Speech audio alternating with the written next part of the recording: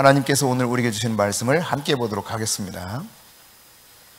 고린도후서 10장 13절부터 15절입니다. 함께 하나님 말씀을 받들겠습니다. 그러나 우리는 분수 이상의 자랑을 하지 않고 오직 하나님 우리에게 나누어 주신 그 범위의 한계를 따라 하노니 곧 너희에게까지 이른 것이라. 우리가 너희에게 미치지 못할 자로서 스스로 지나쳐 나아간 것이 아니요 그리스도의 복음으로 너희에게까지 이른 것이라. 우리는 남의 수고를 가지고 분수 이상의 자랑을 하는 것이 아니라 오직 너희 믿음이 자랄수록 우리의 규범을 따라 너희 가운데서 더욱 풍성하여지기를 바라노라. 아멘. 우리는 계속해서 누구나 우리에게 꼭 필요한 영적 아비, 어미가 필요하다라고 하는 사실과 더불어서 누구든지 반드시 영적 부모로서 성장해서 영적 자녀들을 출생하고 또 양육해야 된다라고 하는 사실을 살펴보고 있는데, 오늘은 이제 이 영적 부모의 다양한 영역 안에서의 모습을 같이 나누기를 원합니다. 여러분, 하나님께서 각자에게 나 자신을 위해서 특별한 영역 속에서 하나님이 나를 위해서 사역하게 하는 활동 범위, 이것이 있다는 것을 여러분 아십니까? 이걸 알아야 돼요. 나를 향한 하나님의 부르심이죠, 말하자면. 하나님은 나를 통해서 어떤 영역 속에서 섬기게 하셨는가, 나에게 영향력과 책임감과 그 기름 부으심이 어디에서 어떤 분야에서 흘러가기를 원하는가, 거기에 하나님은 우리에게 미리부터 계획하시고 세상에 보내셨거든요.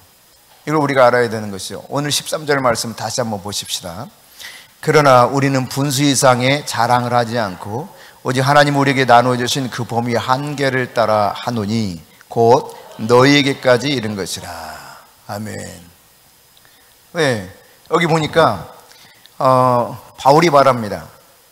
분수 이상의 자랑을 하지 말고 또 하나님이 우리에게 각각 나눠주신 그 범위의 한계를 따라서 자랑해야 된다. 다시 말해서 하나님은 우리에게 범위를 딱 정해주셨다는 거죠. 예. 그 범위의 한계, 이 범위라고 하는 것은 메트론이라고 하는 단어를 씁니다.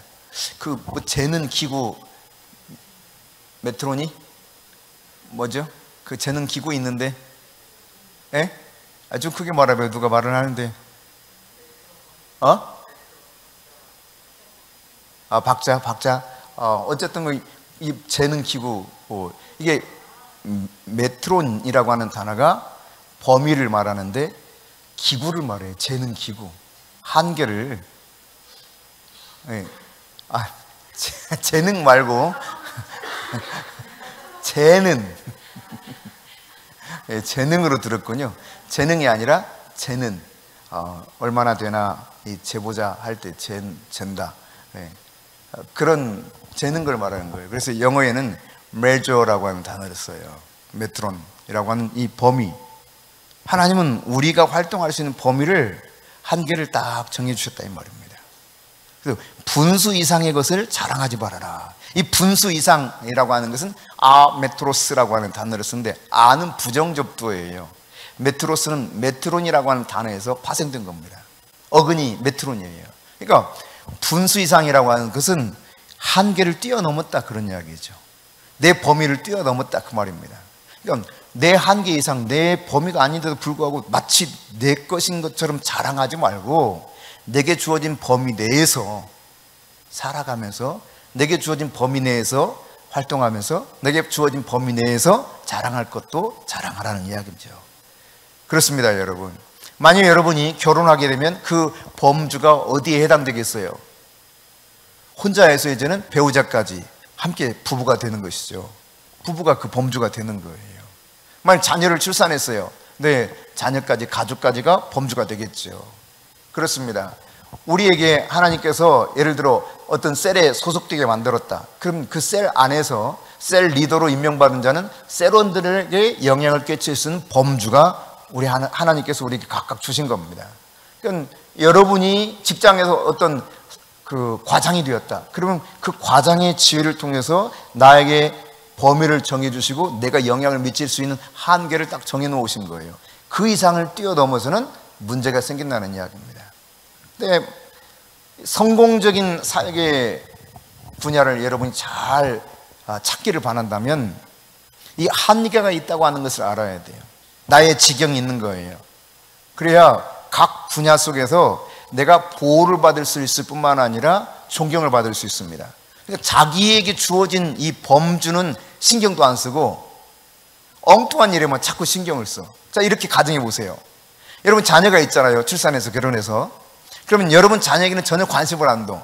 애가 뭘 어떻게 하든지 아무 상관없는데 남의 애만 막 관심을 두고, 야, 이러면 안 되는 거야. 이렇게 해야 돼. 저렇게 해야 돼. 한다고 쳐봅시다. 여러분 그 사람을 향해서 사람들이 박수를 칠까요? 그 사람이 정말 잘하고 있다고 누구라도 인정할 만한 그런 좋은 그런 양육을 하고 있다고 여러분 사람들이 평가할 수 있을 것 같아요? 아니죠. 내 자녀에게, 나의 가족에게, 남의 사람들은 관계가 충분히 주어지면서 신뢰할 만한 관계가 있을 때 비로소 가능한 거예요.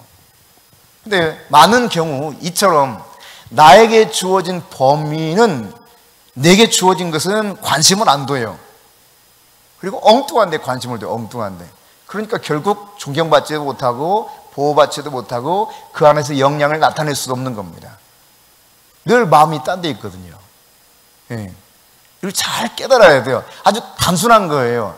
여러분이 예를 들어서 교회 학교 5, 6학년 담당을 했다. 그럼 5, 6학년 아이들한테 쏟아붓는 거죠. 하나님이 그렇게 맡겨주신 거니까. 청년회장으로 맡겨줬다. 그럼 청년을 나에게 지금 하나님이 책임지고 잘 감당하도록 중보하고 기도하고 필요한 부분들을 세워주고 하는 일들을 맡겨주셨기 때문에 그 일 하는 거예요. 네, 총무는 회장을 보필하면서 총괄적으로 자기에게 주어진 역할을 감당하는 것이죠. 그러니까 자기의 주어진 범위, 한계를 잘 깨닫고 그 일을 하는 겁니다. 근데 사람들이 월권한다고 그러죠. 월권. 자기가 해야 될 일이 아닌데 자기가 신경 써. 그러면 거기서부터 계속 문제가 발생하죠. 네. 여러분 정말 여러분이 하는 사역 가운데 야, 나도 진짜 멋지게 하나님이 인정할 만한 성공적인 사역을 하고 싶다 싶으면 하나님이 여러분에게 현재 정해준 사역의 범위, 한계를 잘 깨닫고 그 속에서 감당하면 되는 거예요. 예. 내가 배우는 위치에 있다. 예, 열심히 배우면 돼요. 그러면서 같이 영향을 받아가고 끼쳐가고 하는 거죠. 예. 여러분 농사 짓는 사람이 이렇게 보니까 옆에 밭에 농작물이 내가 원하는 농작물이야. 오, 내가 원하는 걸 심어놨어. 몽땅. 그리고 잘 됐어 그게. 우리 논 밭에는 그게 없는데 내가 진짜 원하는 농작물이 거기 아주 잘 돼 있어. 트랙터 가가지고 싹 밀어서 내가 가져와 버려. 어때요? 완전 도둑질이죠. 이런 거예요 여러분. 나에게 주어진 범위, 한계, 이 안에서 내가 취하고 내가 그 결실을 보고 그 속에서 누리는 거죠. 여러분 근데 남의 밭에 열심히 뿌려. 그 여러분 효용 가치가 있겠어요? 남의 밭에 뿌려놓고 막 내가 마음대로 하겠다고 하면 그 주인이 어때요? 가만히 놔둘까요? 아, 당장 다 뽑아버리세요 하든지 뭔가 조치를 취하겠죠. 그러니까 이게 바로 범위 안에서 바울이 말한 것처럼 바울은 지금 하나님이 이 고린도 교회라고 하는 교회를 자신에게 맡겨줬다는 사실을 계속 주장하고 있는 거고 말하고 있는 겁니다. 그래서 사도권에 관한 이야기도 하고 있는 거예요. 누가 뭐라고 해도 이 고린도 교회는 하나님이 나에게 맡겨줬다는 거죠. 고린도 교회를 위해서 1년 6개월 동안 계속 쏟아부었잖아요. 개척하면서. 예.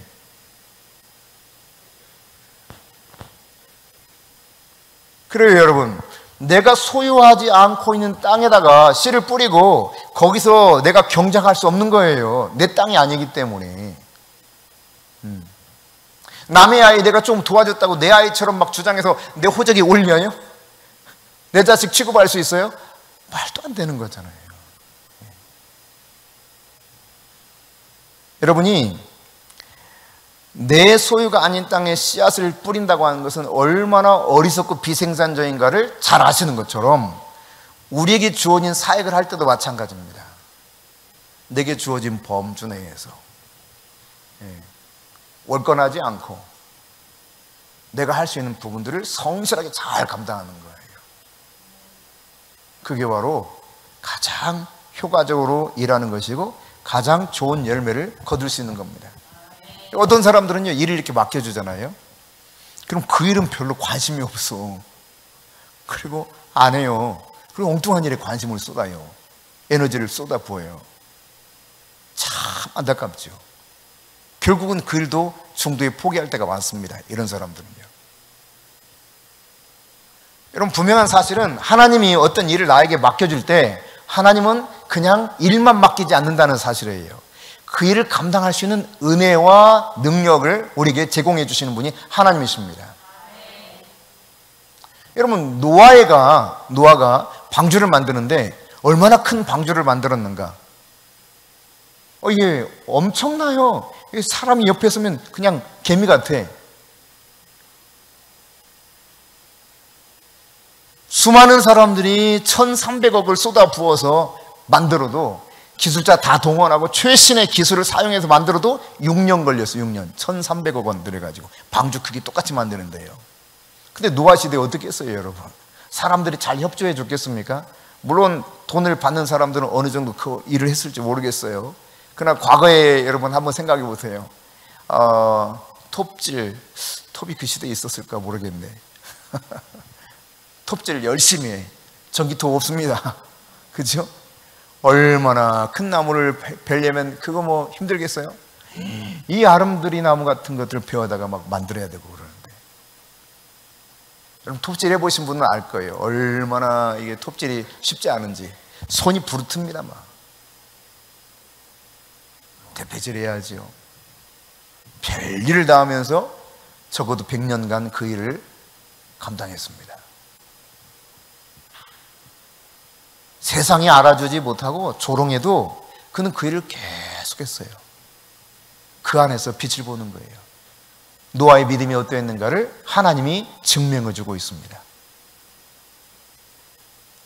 여러분, 그러니까 내게 주어진 것을 잘 성실하게 끝까지 범주를 넘어가지 않으면서 나에게 주어진 상황과 환경에 따라서 내 사역의 분야가 어디인가, 하나님이 나에게 어디까지 이렇게 지경을 딱 한계를 정해줬나, 이것을 보면서 부지런히 내가 할 수 있는 일을 하는 겁니다.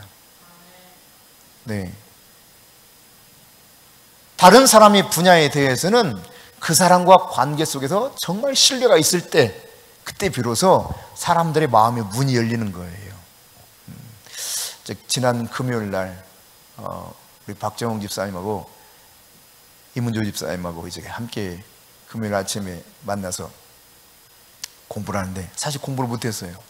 계속 뭐 이건 저건 어떤지 질문을 막 해가지고 그 질문하고 답하고 막 이러다가, 그러면서 이제 제가 생각하는, 그러니까 저의 생각은 개인적인 생각보다는 성경에서 말하고 있는 생각을 가지고 때로 이것이다 제안을 하죠. 이것이 바른 길이다. 근데 그게 사실 듣기 좋은 말은 아니었습니다. 그렇죠? 예, 듣기 싫은 말이었어요. 예. 듣기 싫은 말을 제가 이렇게 합니다. 왜? 관계가 어느 정도 형성되면 사람이 참 저런 말 민망하게 왜 저런 말을 하셔? 네, 이럴 수 있도록.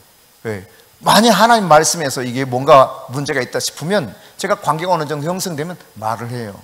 예. 근데 그때 이렇게 말씀하시더라고요. 목사님이 말씀하시면 기분이 안 나쁘대. 만약 다른 사람이 그랬으면 진짜 속상해서 어쩔 줄 몰랐을 텐데, 이문조 집사님이 그래요. 목사님 말씀하시면 기분이 안 나쁘고 오히려 좋대. 그래서 제가 그랬어요. 그게 하루아침에 되는 게 아니라 지금 계속 시간을 같이 가져가면서 관계가 형성됐기 때문에 그게 가능한 거예요. 말씀드렸죠. 어쨌든 하나님이 나에게 양육하도록 맡겨주셨잖아요. 내가 양육하는 과정 속에서 진리의 말씀을 가지고 권면하고 옳은 길이 아니었을 때는 아니다라고 자르는 거죠. 그게 아닙니다. 이렇게 가야 됩니다. 빨리 해야 됩니다. 서두르세요. 굉장히 막 때로는 다그치기도 해요. 그러나 여러분, 그것 때문에 문제가 생기지는 않거든요. 그럼 영적 아들이, 여러분 생각해 보세요. 여러분의 아들, 그냥 여러분이 육신적인 아들이라 쳐봅시다. 여러분이 육신적인 아들이 죄를 지어. 그러면 죄 짓고 있는 걸 가만히 두고 본다. 여러분 어때요? 그 부모 지금 잘하고 있는 거죠? 아니에요. 잘하고 있는 것 같은데 애를 막 이렇게 치어업 해줘야 되니까 기죽이지 않고 막 기 살려줘야 되잖아. 아니? 아니라는데? 대체로 아니다는 분위기네. 예. 여러분 죄를 짓고 있는데 그냥 그 죄를 짓고 있는 아들을 내버려 둔다면 그 부모 아니죠. 만일 영적인 자녀가 죄를 짓고 있어도 마찬가지입니다. 분명히 죄를 짓고 있어요. 그러면 내가 사랑으로 다가가야 돼요. 사랑으로. 그래서 마태복음 18장에 보면은 15절부터 17절입니다. 자, 같이 읽습니다. 내 형제가 죄를 범하거든 가서 너와 그 사람과만 상대하여 권고하라. 말 들으면 내가 내 형제를 얻은 것이요, 말 듣지 않거든 한두 사람을 데리고 와서 두세 증인의 입으로 말마다 확증하게 하라. 말 그들의 말도 듣지 않거든 교회의 말하고, 교회의 말도 듣지 않거든 뭐라고요? 이방인과 세리처럼 취급하라는 거예요. 네. 그러니까 사랑으로 일단 먼저 1대1로 고민하는 거예요. 그래서 안 들으면 적어도 증인이 있어야 돼. 이제는 증인이 없으면 또 이상하게 돼버려요. 그러니까 두세 증인을 데리고 또 권면하는 거예요. 그래도 안 듣는다. 교회 앞에서, 다시 말해 공동체 전체에게 말을 하라는 거예요. 여러분 만일 이렇게 이 원리에 따라서 여러분 하나하나 이렇게 이야기하면 여기 몇 명 남아있을까? 어디선자면 어떨 것 같아요? 에? 울면서 뛰쳐나갈까? 나 여기만 교회인 줄 알아요? 근데 그렇게 해야 된단 말이에요. 그렇게. 이게 정말 사랑이 없으면 할 수가 없어요. 너무너무 힘든 거예요. 이걸 사랑으로 받아들이지 못하면 이 관계가 깨어지기 시작하겠죠. 사실 자녀들도 사랑으로 부모가 훈계를 해도 안 받아들일 때가 많습니다. 그 말이 맞는데도 안 받아들여요. 그리고 어떤 때는 자기가 잘못하고 있는 줄도 몰라요. 자기가 잘했다고 생각해요. 자기 판단은 자기가 옳은 거야. 근데 세월이 흐르다고 어느 순간 깨닫게 되면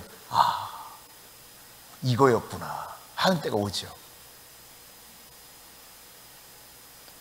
여러분, 그러니까 여러분이 영적 자녀들이, 영적 아들들이 죄를 분명히 짓고 있다. 그러면 가만히 내버려 두는 것은 영적 부모로서 그 할 일이 아닙니다. 그냥 스승은 괜찮아. 그냥 학원 선생님처럼 가르치는 건 괜찮아요.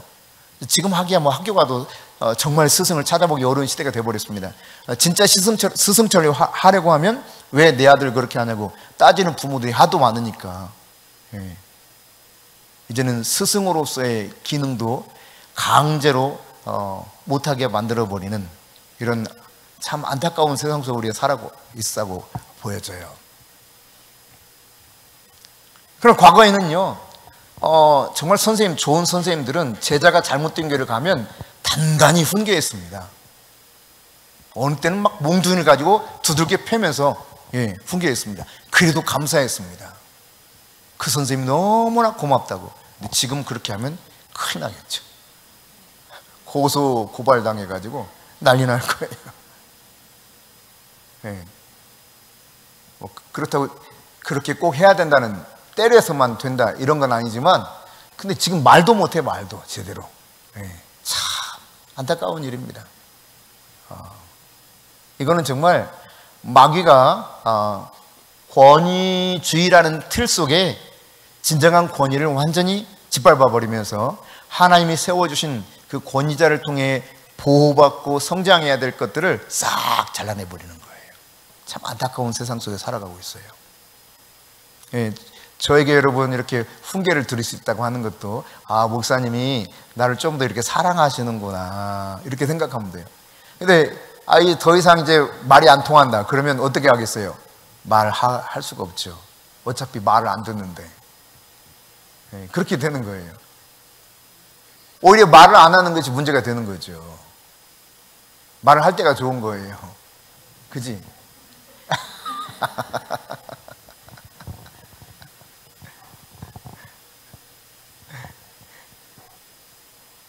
우리 양현숙 청년이 목사님이 미국에 있는 동안 좋았대요.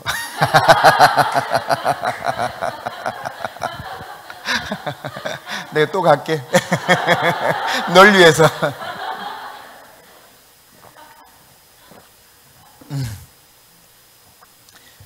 그리고 여러분, 우리가 그처럼 나에게 맡겨준 영적 자녀, 나와 그 관계 속에서 영적인 부모의 역할을 해야 되는데, 영적인 자녀가 문제 속에 빠져서 죄 가운데 있다면, 그걸 가만히 방관한다면 그것은 영적 부모의 바른 태도라고 절대로 말할 수가 없는 것입니다.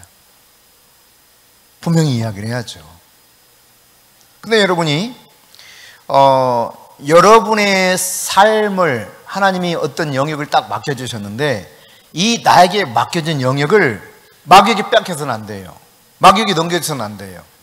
여러분, 아담과 하와에게 세상을 창조하신 하나님이 세상을 다 맡기셨습니다. 이 세상 모든 것을 다스리고 정복해라 그랬어요. 생육하고 번성해라, 땅에 충만하라, 이런 축복까지 더불어서 그들에게 허락해 주셨습니다. 한 가지를 금했죠. 동산 중앙에 있는 선악을 알게 하는 나무 열매만큼은 그러나 따먹지 말아라. 하나님의 주권을 상징하는 겁니다. 근데 아담과 하와가 이 하나님의 주권보다 달콤한 속삭임에 빠져버렸어요. 그리고 어떻게 합니까? 홀라당 그거 받아 먹어버립니다. 눈이 밝아졌어요. 선악을 알게 되었어요. 주 가운데 빠지게 되었습니다. 결국 어떻게 됩니까? 자기에게 세상이 다 하나님이 위임해줘서 모든 것을 다스리고 정복해야 될 놀라운 권세를 가졌었는데, 이제 어떻게 되었어요? 이 권세를 다 뺏겼어요. 누구에게? 사탄에게. 더 이상 이제 아담과 하와가 자기에게 주긴 영역에 힘을 발휘할 수 없게 되어버린 것입니다. 얼마나 비참한 이야기입니까? 여러분, 하나님이 여러분에게 주신 영역을 아무에게나 이렇게 넘겨줘서는 안 된다는 이야기입니다. 나에게 맡겨진 것을 소홀히 여기면서 그냥 내팽개치듯이 하면 결국 어떻게 되느냐? 내게 있는 나에게 올 하나님의 은혜가 다른 사람에게 넘어가 버릴 수 있고, 혹은 이제 원수 마귀에게 속아서 결국은 내게 주실 은혜 전혀 누리지 못하는 이런 상황도 발생할 수 있다는 사실이에요.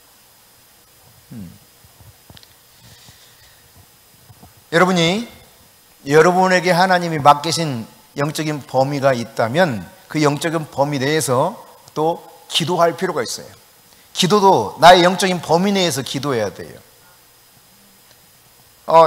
간혹 이제 성도들과 이렇게 이야기를 나누다 보면은 어떤 문제들 속에 빠질 때가 많냐면 참 아픔이죠. 그러니까 뭔가 지금 교회 안에 문제가 생길 때가 있어요. 특히 목회자하고 관계 속에서. 그러면 성도들은 막 이게 분이 쌓여가면서 막 어떻게 할 줄을 몰라 하는 경우들이 종종 있습니다. 근데 여러분, 내가 목회자를 바꾸려고 하는 것은 대단히 어리석은 일입니다. 그것은 하나님이 그렇게 맡기지도 않았어요. 그럼 어떻게 해야 되느냐? 하나님께서 목회자가 지금 바른 길로 가지 못하고 있다 하면, 만일 그렇다면 목회자가 하나님의 감동으로, 성령의 감동으로 뭔가 진리를 깨닫고 그 안에서 변화되도록 기도해야 돼요. 근데 내가 바꾸려고 해요. 내가 바꾸려고. 어떤 의미인지 여러분 이해하시겠죠? 그러다 보니까 계속 교회에서 분쟁이 많이 생기는 거예요. 갈등이 계속 표출되죠. 이런 상담을 종종 받을 때가 있습니다. 다른 교인들로부터.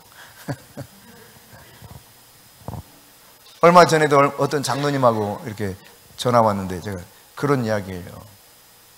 힘들어해요. 근데 이걸 위해서 기도하면서 하나님께서 뭔가 바꿔주시도록 생각을 바꾸시고 진리 안에 더 바르게 갈 수 있도록 기도하면 좋을 텐데 이게 잘 안 되는 거예요. 인간이 내가 어떻게 해가지고 바꿔버리려고 하는 마음이 이게 앞서요. 하나님이 나에게 그렇게 맡겨준 게 아니거든요. 하나님께서 그 마음을 진리로 감동시키셔서 그렇구나. 내가 지금 뭔가 잘못된 판단을 내렸구나. 잘못된 길을 가고 있구나. 깨달을 수 있도록 해야 돼요. 깨달을 수 있도록. 이게 바른 방식 안에서 영적인 범위를 엉뚱하게 뛰어넘지 않은 가운데 잘 기도하고 있는 모습이라고 할 수 있습니다.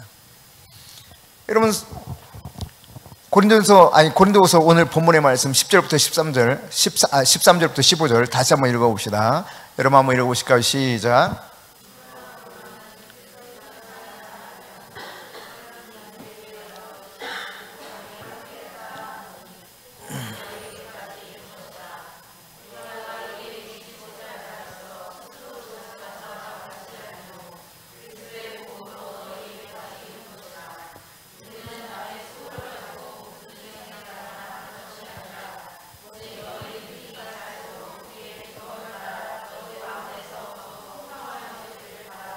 지금 바울은 말이죠, 바울이 지금 감당하고 있는 범위 한계를 잘 이해하고 있습니다.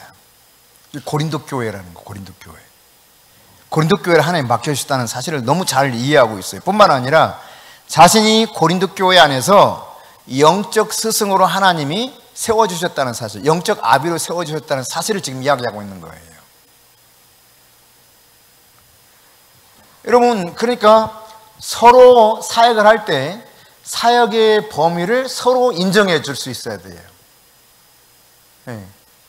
그러니까 이게 어떤 의미냐면 아까 말했던 것과 중복이 될 수 있는데, 예를 들어서 여러분, 나에게 하나님이 셀 리더를 맡겨줬다고, A셀을 맡겨줬다고 쳐봅시다. 근데 A셀원에 대해서는 별로 관심을 두지 않고 저 엉뚱한 C셀의 사람들에게 관심을 두고 거기에 뭔가 이렇게 관여하려고 해요.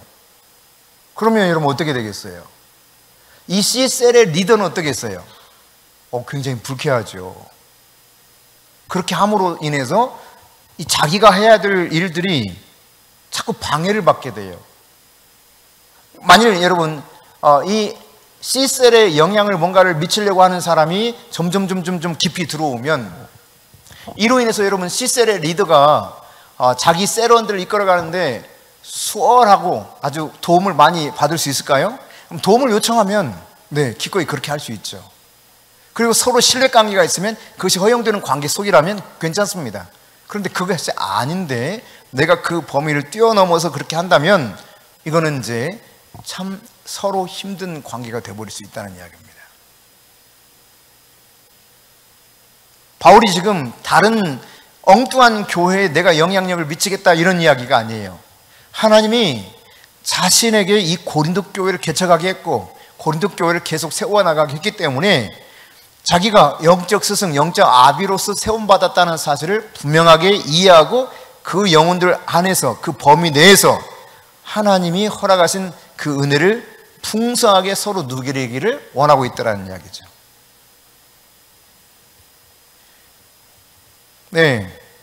에베소 4장 7절에 보면 이렇게 기록하고 있어요. 같이 에베소 4장 7절 시작. 우리 각 사람에게 그리스도의 선물의 분량대로 은혜를 주셨나니. 아멘. 여기 보면 분량대로라고 했을 때 이 분량이 메트론입니다. 메트론. 그러니까 범위 한계예요. 그리스도께서 우리에게 딱 그 은혜도 이 분량대로 주셨어요. 범위를 딱 정해 주셨어요. 그러니까 하나님께서 마치 고린도후서 10장 13절에 범위를 허락해 주셨던 것처럼 은혜의 범위도 이처럼 정해 주셨다는 이야기입니다.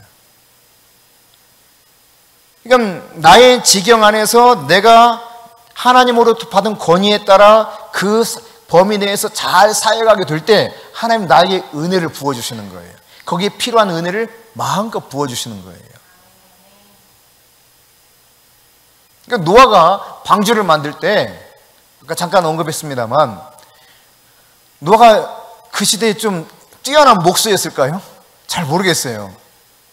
모르겠지만 분명한 사실은 이거야. 하나님 맡길 때는 그 일을 할 수 있도록 돕는다. 재능도 주실 것이고 필요한 사람도 붙여주실 것이고 물질도 채워주실 것이고 하나님 분명히 돕는다는 사실이에요. 다시 말해 각 사람에게 맡겨진 선물의 분량대로 은혜를 주신다는 이야기입니다. 할렐루야. 그러니까 내가 받을 수 있는 은혜, 내가 누릴 수 있는 은혜도 나에게 주어진 범위의 한계 속에서 내게 주어진 권위를 제대로 사용하게 될 때 그 속에서 하나님이 나에게 은혜를 풍성히 부어주시는 것입니다.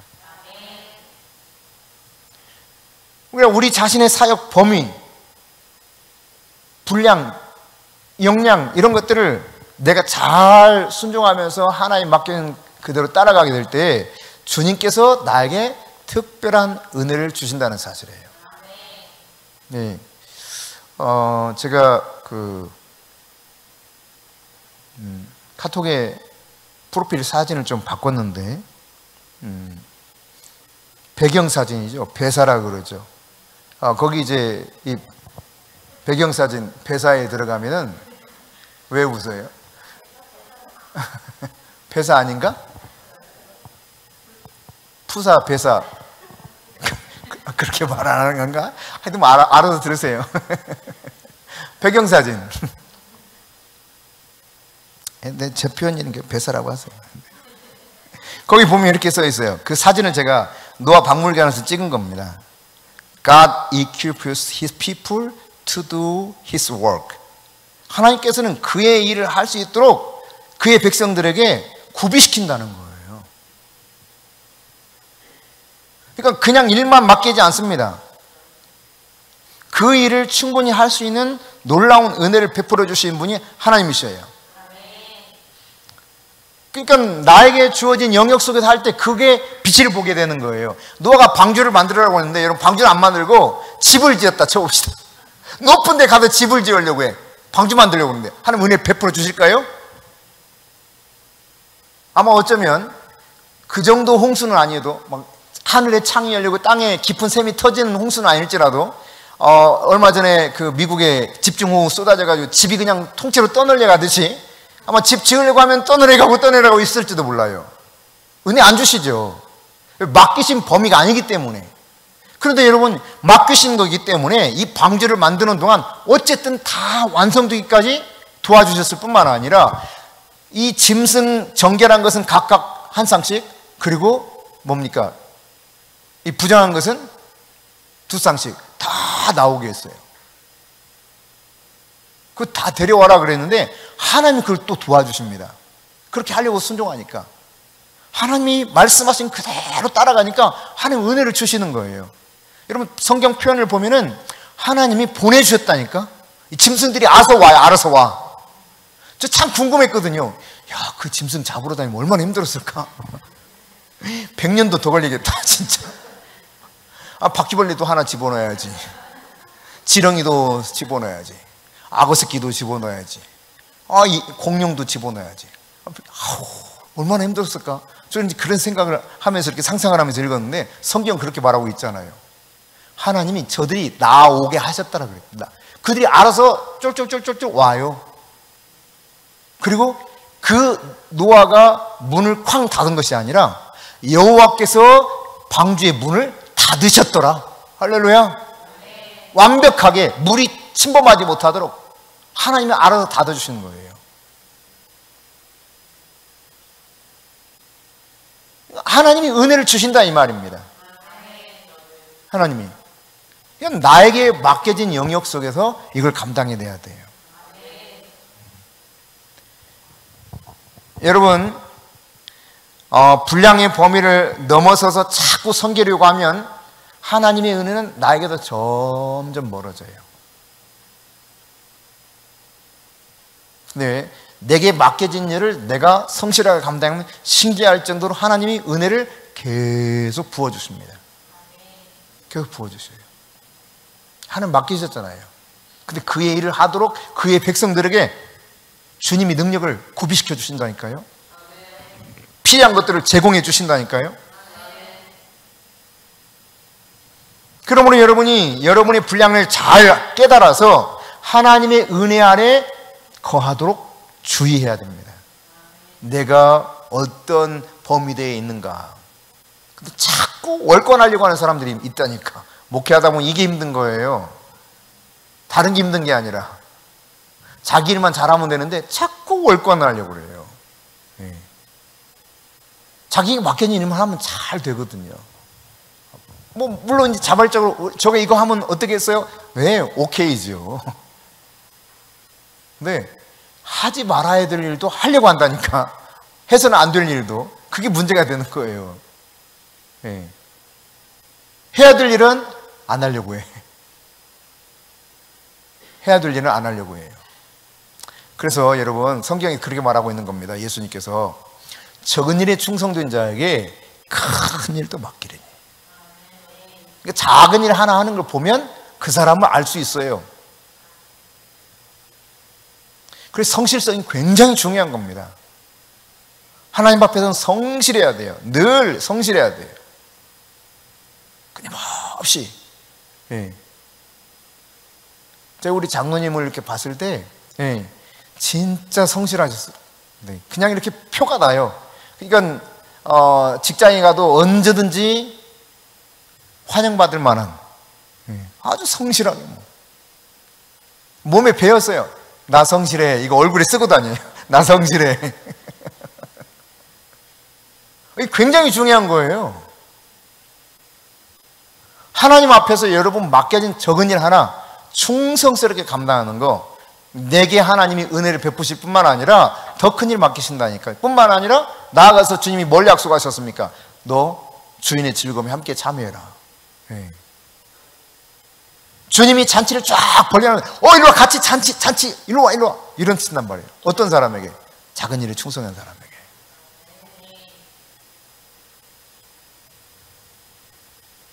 그러니까 말만 앞서면 참 힘들어요. 그러니까 여러분 잠언에도 그렇게 표현하고 있지 않습니까? 여름에 시원한 냉수 같은 종들이 있대요. 주인의 마음을 시원케 하는 냉수 같은 그런 사람들이 있다는 거예요. 뭘 하나 맡겨놓으면 알아서 척척척척척, 와, 시원하다. 진짜 아우, 정말 너무너무 속이 후련하다. 언제든지 믿을 수 있게, 예, 자신에게 주어진 범위 내에서. 그러면요, 나중에 저 일도 맡겨도 되겠는데, 더 큰 일도 맡겨도 되겠는데, 다 생각이 있죠, 여러분. 처음부터 이러면 큰일 그냥 아무에게나 맡깁니까? 절대로 그런 사람 아무도 없습니다. 그 사람이 어떻게 얼마만큼 성실하게 또 그것을 어떻게 잘 해내는가, 자기 분야에서 그걸 잘 해내는가, 이걸 지켜보죠. 그런 다음 맡기는 거예요. 저 사람이면 가능하겠다. 여러분, 우리는 이런 생각을 할 때가 많아요. 저 사람은 진짜 좋겠다. 엄청 크게 하나님 복을 주셨네. 이렇게 생각하면서 어떤 크기로, 눈에 보이는 크기로 저 사람 진짜 성공적인 인생 살았다. 야, 저 사람은 성공했네. 그럴까요? 안 그래요. 그게 기준이 아니에요. 성공의 기준이 아니에요. 겉으로 크게 보이고 작게 보이고 그것이 성공했냐 실패했냐를 가늠하는 기준이 아닙니다. 성경적으로 성공한 인생은 어떤 거냐? 하나님이 맡기신 일에 어느 만큼 충성했는가, 성실했는가, 순종했는가, 이거예요. 이거 괜찮아요. 작고 크고 아무런 상관없어요. 1달란트, 2달란트, 5달란트 아무런 상관없어요. 화려한 일을 안 해도 돼요. 아주 비루한 일을 해도 돼요. 내게 맡겨진 것, 내가 거기에서 순종하면서 충성하면 되는 거예요. 그러면 잘했다. 주님 그러신다니까요. 상급도 똑같아. 그럼 여러분 어느 게 쉬워? 좀 어떻게 보면 똑같은 상급이야. 그러면 어느 게 쉬워? 작은 일 하고 그냥 똑같은 칭찬받고 똑같이 큰 일 맡겨주고 주인의 즐거움에 함께 참여하고 작은 일이 훨씬 더 좋잖아. 안 그런가? 근데 인간이 참 욕심을 부린다고. 그게 문제야. 그게 성공인 줄 알고 큰 것만 꿈꾼다니까. 큰 것만, 화려한 것만. 아닙니다, 여러분. 그러니까 청소 하나 하는 거 봐도 알 수 있다니까요. 청소 딱 하는 거 봐도 저 사람은 괜찮겠다. 아니다. 그거 하나만 봐도 알아요, 그냥. 어떻게 하는가 보면 알 수 있어요. 물론 처음부터 온전하게 잘할 수 있는 건 아니죠. 네. 근데 태도를 보면 알아요. 태도를. 얼만큼 능숙하게 해내느냐, 이것보다 더 중요한 건 태도거든요. 순종하는 태도로 하면 부족한 부분들 채워가며 하는 거예요. 그러니까 어떤 크기, 어떤 분량, 어떤 능력을 소유했느냐, 이것이 우리의 인생이 성공적이다, 실패 인생을 살았다 이렇게 말할 수 있는 것이 아니라 내가 어느 만큼 하나님 말씀대로 순종하며 살았는가. 이게 중요한 것입니다.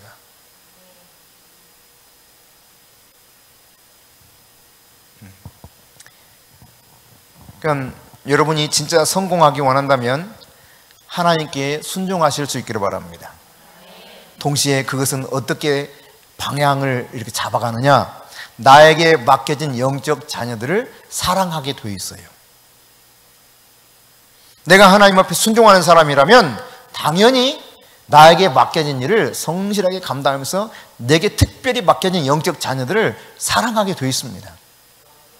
야고보서 4장 13절부터 17절 보겠습니다. 네, 같이 읽을까요? 들으라, 너희 중에 말하기를 오늘이나 내일이나 우리가 어떤 도시에 가서 거기서 1년을 머물며 장사하여 이익을 보리라 하는 자들아, 내일 일을 너희가 알지 못하는도다. 너희 생명이 무엇이냐? 너희는 잠깐 보이다가 없어지는 안개니라. 너희가 도리어 말하기를 주의 뜻이면 우리가 살기도 하고 이것이나 저것을 하리라 할 것이거늘 이제도 너희가 허탄한 자랑을 하니 그러한 자랑은 다 악한 것이라. 그러므로 사람이 선을 행할 줄 알고도 행하지 않냐면 죄니라. 여러분, 간단해요. 그러니까 내가 하나님 앞에서 정말 인정받으면서 하나님이 우리에게 베푸시는 은혜를 충만하게 받을 수 있는 비결은 내가 하나님 말씀에 순종하는 거예요. 그 하나님 말씀에 순종하는 것은 당연하게 하나님을 사랑하는 자는 나에게 맡겨진 영혼을 사랑하게 되어 있습니다. 근데 엉뚱한 것만 계산한다니까? 더 크게 뭔가를 해야 되는데? 아니에요. 그냥 내가 성실하게 하면 하나님 필요하면 또 붙여줘. 그냥 뭔가 해줘. 그냥 하면 돼. 그냥 그 속에서 성실하게. 예. 참 여기서 계속 이게 사람들이 자꾸 하나님이 맡기신 분량보다 더 어떤 커다란 걸 막 원해. 이상 엉뚱한 걸 원해. 방향성도 잘못됐고 뭔가 원하는 크기도 잘못됐어. 그냥 내가 맡겨진 일 하면 잘하고 있는 거예요. 괜찮아요. 남들이 안 알아줘도 걔네. 노아 여러분 알아주질 않았다니까. 만약 알아줬다면, 노아를 알아줬다면 여러분 방주에 많은 사람이 들어가지 않았을까요? 아무도 안 들어가잖아.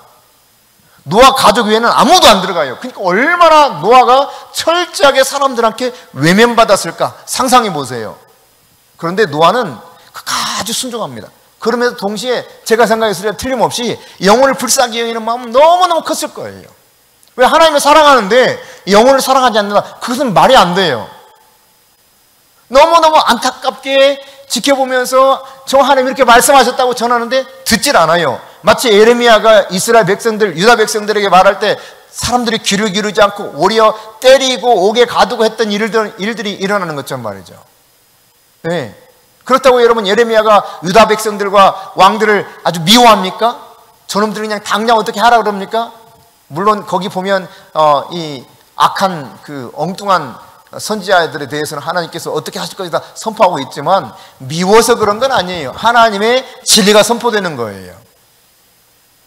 하나님이 공의로우시고 하나님이 지금도 말씀하신다는 것을 그 사람의 모습을 통해서 보게 만드는 것이지 그 사람을 저주해가지고 그 사람이 그렇게 죽게 만들어야 되겠다 그런 마음으로 하는 것이 아니라는 걸 깨달아야 돼요. 하나님께 순종하는 사람은 영혼을 사랑하는 것입니다. 엉뚱한 것을 꿈꾸지 않습니다. 내게 맡겨진 일을 충성스럽게 순종하는 것입니다. 아주 작은 일일지라도. 저는 참 감동을 받은 일 가운데 하나가 어떤 거였냐면 제가 서빙고의 온누리교회를 다닌 적이 있어요. 그 온누리교회 다닐 때 정말 감동받았던 일. 뭐 거기 다양한 그 프로그램들이 있죠. 그래서 막 많이 여러 가지 배울 수 있어요. 그래서 최신의 어떤 그 정보들도 막 받을 수 있고 그 당시 이제 희년에 관한 이야기가 우리 한국 교회에 잘 알려지지 않을 때 미국에서 이렇게 희년을 연구했던 강사를 섭외해가지고 희년을 쭉 일주일 동안 풀어주는데 너무 좋더라고요. 또 거기에 또 과학자들이 다 모여가지고 창조과학에 대해서 쫙 풀어주는데 얼마나 제가 신나게 강의를 물론 돈 내고 이렇게 들었지만 신나게 잘 들었는지 몰라요. 아주 다양한 것들을 들을 수 있는 기회들이 있어요. 근데 그게 나에게 큰 감동을 준 게 아닙니다. 정말 신선한 감동은 화장실과 밖에 그 주차장에서 받았어요. 어느 날 화장실 갔습니다. 근데 거기 이제 그 화장실 갔는데 두 분이 이렇게 청소하고 있더라고요. 말쑥하게 생기셨어요. 근데 이제 그냥 제 생각에는 화장실 청소하는 그런 이야기를 높이 들었거든요. 이 그 돈이 많은 교회에서는 저기 뭡니까 청소하는 인력을 사가지고 한다는 이야기를 제가 그 교회 가기 몇 달 전에 들었어. 그래서 그런가 보다 이렇게 짐작을 했어요. 근데 이렇게 나중에 들은 사실인데 그분들이 교수야. 그분들이 권사님이고 교수야. 교수. 연대 교수, 서울대 교수 이런 사람들이에요. 화장실 청소하고 있더라고요. 와, 감동이더라고요.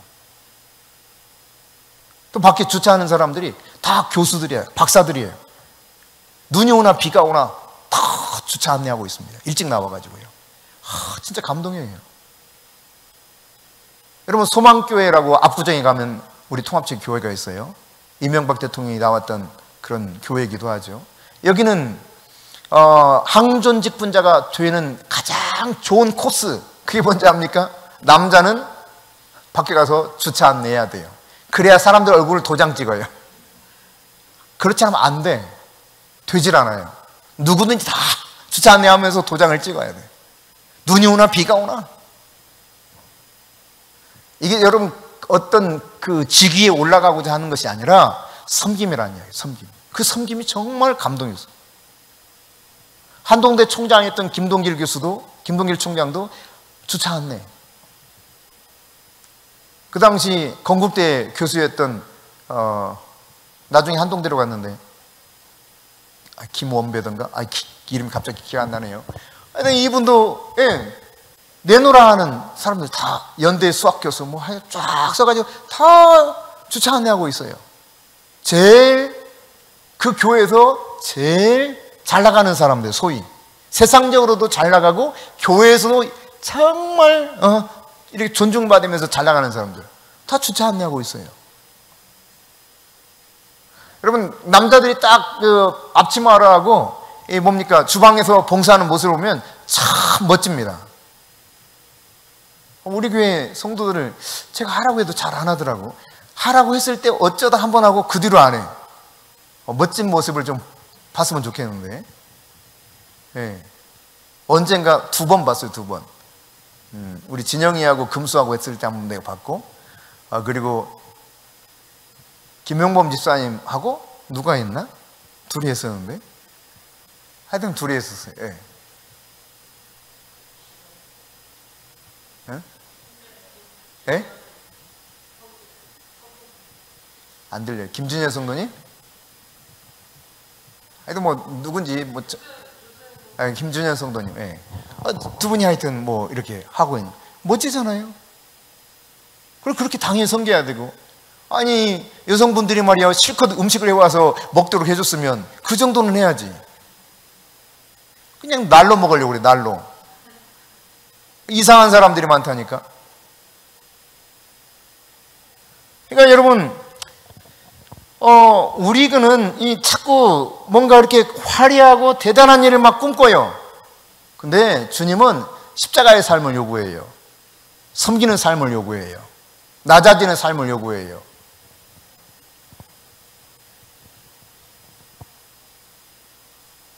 섬기면 되는 겁니다. 저 부목사 때도 주보 다 적어 없습니다. 주보 적으면 토요일마다 주보 적었어요. 부목사 시절에. 몇백 장씩. 손이 막 아파.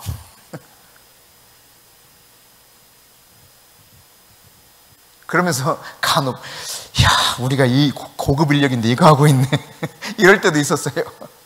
늘 매주 하다 보니까.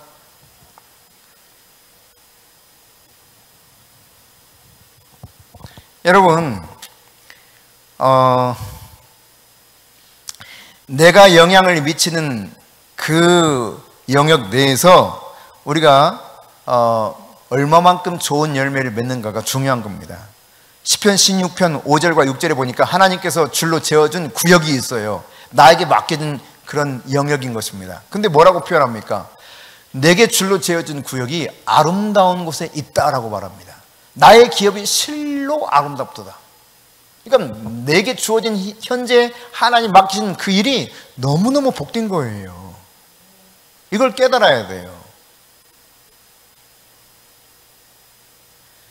그 안에서 여러분이 좋은 열매를 풍성하게 맺어갈 수 있기를 바랍니다. 하나님께서 지어주신 구역은 그 안에서 하나님이 나를 보호해 주시고 내게 은혜를 베풀어 주셔서 나에게 열매를 맺도록 하시는 거예요. 뭐 기분 나쁘면 안 해버리고, 자기가 뭔가 다른 뭐가 좀 중요하다고 생각되는 어떤 것이 있으면 그냥 또 내팽개치고, 그럼 그렇게 하는 거 아닌 거예요.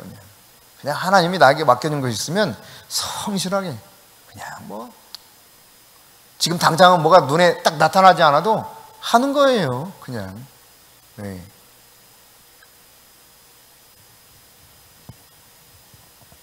분명 하나님께서 여러분에게 맡겨진 줄로 재어준 구역이 실로 아름답다 하셨기 때문에 여러분 삶 가운데서 그 아름다운 열매들을 풍성히 맺도록 하나님이 여러분을 안전하게 보호해 주시면서 은혜를 베풀어 주실 것입니다. 그러므로 여러분 현재 내게 주어진 영역 안에서 최선을 다해서 섬기며 영혼을 세워가시고 그 영혼이 견고히 서도록 도울 수 있기를 바랍니다. 하나님께서 어느 순간 넓혀 주실 것입니다.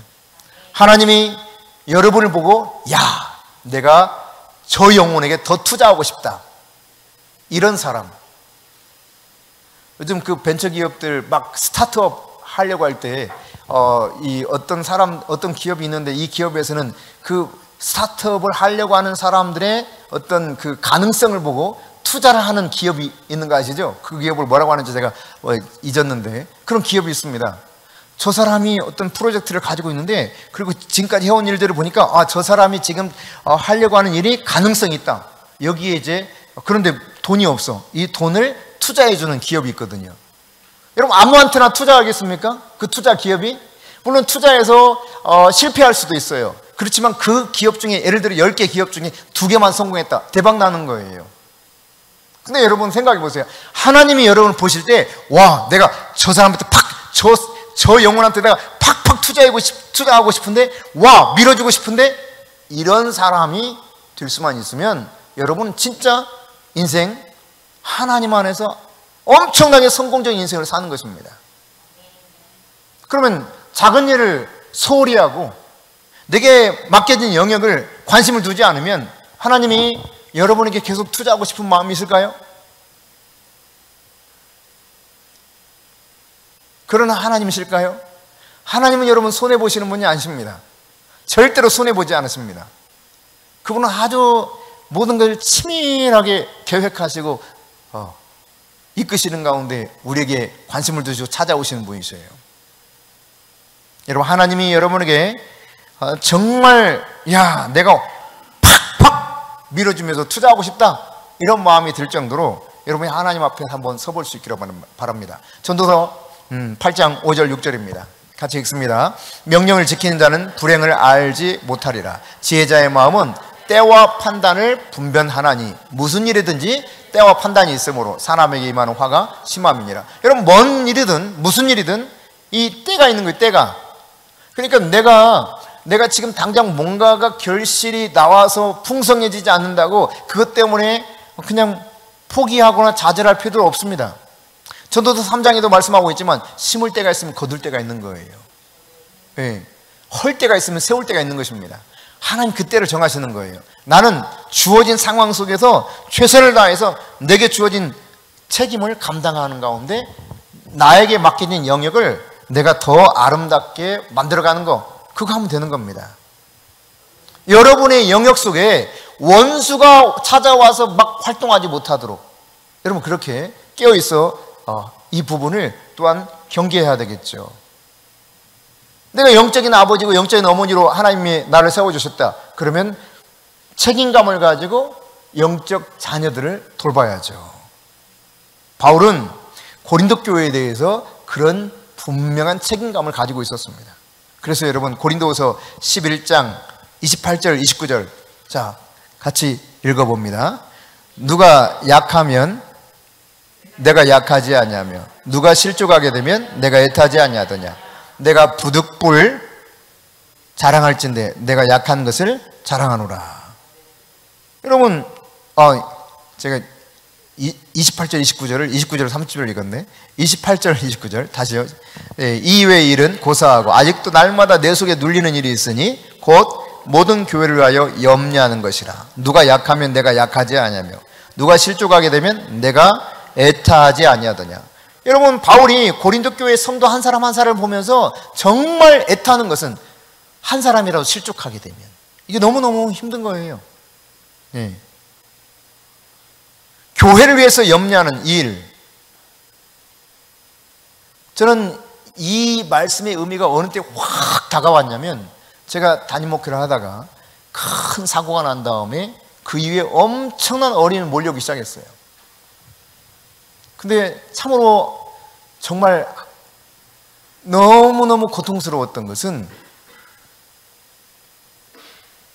저희 부부가 병원에 있는 사이에 교회를 완전히 뒤집어 놔버린 거예요. 마귀한테 속은 거죠. 펑펑 울었습니다. 사람들은 내가 어려워져서 우는 줄 알아요. 내가 힘들어서.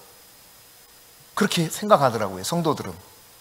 나는 이 영혼들이 마귀한테 빼앗겨서 너무 그게 속이 타가지고 막 펑펑 우는 거예요, 하나님 앞에서. 제대로 앉아있을 힘도 없어가지고 누워서 펑펑 울기도 했어요. 기도실에 들어가가지고 날마다 울었어요. 너무너무 애탄 거예요. 그렇게 하나님이 은혜를 베풀어 주셔서 뭔가 좀 세워져 갔었는데 한순간 와르르 무너지는데 얼마나 가슴이 미어지는지, 이 바울의 마음이 이게 깨달아지더라고요. 모든 교회를 위하여 염려하는, 날마다 아직도 눌리는, 그 속이 눌리는 일이 뭔가? 교회를 위하여 염려하는 마음, 그 영혼 하나를 바라보면서 애타는 마음, 실족한 영혼을 바라보면서 애타는 마음, 그게 뭔가 그때서 비로소 깨달아졌어요. 바울이 이 마음이었겠구나. 펑펑 울었어요. 펑펑. 얼마나 울었는지 아마 한 달 정도는 울었던 것 같아요. 정확히 기억 못하겠습니다만.